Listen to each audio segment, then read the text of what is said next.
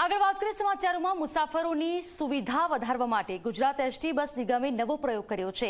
અમદાવાદના ગીતા મંદિર ST depot ખાતે વિશેષ સુવિધાવાળું એક કિયોસ્ક મૂકવામાં આવ્યું છે, જેનો ઉપયોગ કરીને મુસાફરોને ટિકિટ વિન્ડોની લાઇનમાં ઊભા રહેવાની ઝંઝટમાંથી મુક્તિ મળશે। આ કિયોસ્ક પણ વેબસાઇટ અને મોબાઈલ એપ્લિકેશનની જેમ જ કામ કરે છે।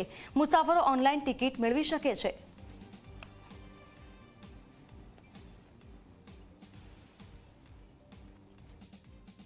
સુવિધા માટે ગુજરાત એસટી વિભાગ દ્વારા વધુ એક નવીન ફીચર્સ ગીતા મંદિર એસટી ડેપો ખાતે ઉમેરવામાં આવ્યું છે। આપ જોઈ શકો છો હાલમાં ઇલેક્ટ્રોનિક કિયોસ્ક અહીંયા મૂકવામાં આવ્યું છે અને આ કિયોસ્કનો હેતુ એ છે કે જે રીતે આપણે મોબાઈલ પર ઇન્ટરનેટ થકી એટલે કે વેબસાઇટ થકી અથવા તો જીએસઆરટીસીની એપ્લિકેશન થકી જે બસનું એડવાન્સ બુકિંગ કરાવતા હોય છે તે જ પ્રમાણેની સુવિધા અહીંયા સ્ટેશન ઉપર પણ આપવામાં આવી છે। આપ જોઈ શકો છો હાલમાં આ જીએસઆરટીસીનું કિયોસ્ક જે છે તેના પર આપણે ક્લિક કર્યું તે બાદ આ આખું એક પોર્ટલ ઓપન થાય છે, જેનામાં ભાષાના ઓપ્શન આપેલા છે।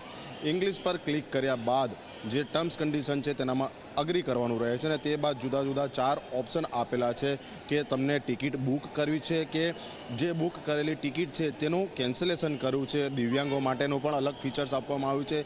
ક્વિક એડવાન્સ બુકિંગ છે, આના ઉપર ક્લિક કરતાં જ અમદાવાદથી જુદા જુદા ગંતવ્ય સ્થાન તરફ ઉપડતી જે બસ છે તેના રૂટ દર્શાવવામાં આવ્યા છે। એટલે જે કોઈ મુસાફર પોતાના નિયત રૂટ પર જવા માંગતા હોય તેનું સર્ચ કરી અને આ પ્રમાણે સિલેક્ટ કરી શકે છે। આપણે જોઈ શકીએ છીએ અલગ અલગ રૂટ અહીંયા દર્શાવવામાં આવ્યા છે।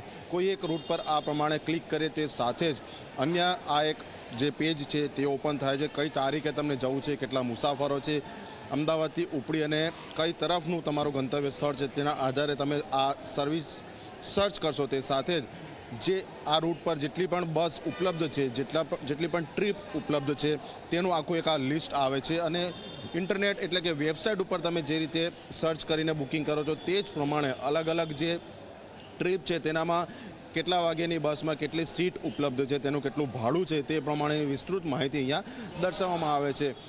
કોઈ એક ઓપ્શન ઉપર આપણે સિલેક્ટ કરીએ તો અહીંયા દર્શાવે છે કે 47 જેટલી ટિકિટ હજી ઉપલબ્ધ છે।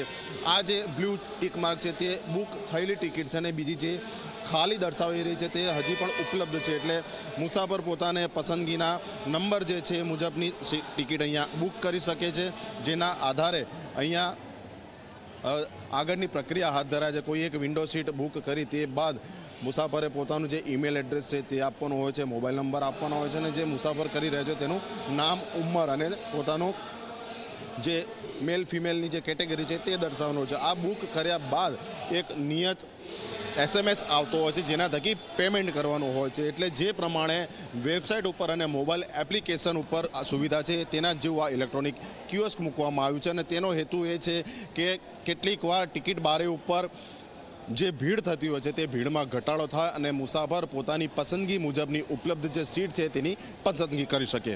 કેમેરા પર્સન મુકેશ ચૌહાણ સાથે અર્પણ કાયદાવાલા, ઝી મીડિયા, અમદાવાદ।